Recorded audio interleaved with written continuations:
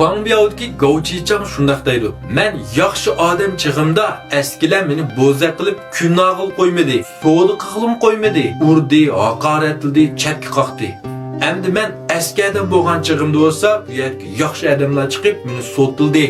Manga gunoh etdi. Men nimaning haqiqiy oq qora ekanligini hozirgacha anqiramadim. Ota-onamning og'zidagi oq qorni farq etgidek bo'lding degan gapning ma'nosini texicha tushunamadim. Hayotdan nadim to'p-to'g'ri oq qora bo'lsin. Bu hayot mushundaq hayot. Qonbiyon avliq bu denish uchun nayt bir qizg'in nuqta chiqdi. Nurg'unlar ko'rdinglarmi deyman. Bu filmni ko'rgandan keyin bu yerdagi Gao Chichangning bir eski xeylovlar ekanligini bilib turibmi, hech qaysimiz buni o'shlanmaymiz, o'shib ketay debmi.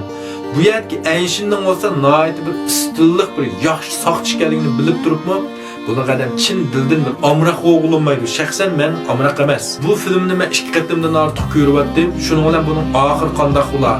Gao Chichang klip yer Gao Chichang qutquzlarmi? Keyingi mazmunlar kalmam kirib ichim tindab bo'lmay, oxir bu yer Bang Biao degan kitobni setib oldim. Yana men Gao Chichang bilan Tongpan Manbandagi Sunzi Binfa boş kitaplarını tan setib oldim. Qarsanlar Bang Biao'ning Jungbansi 68 koy.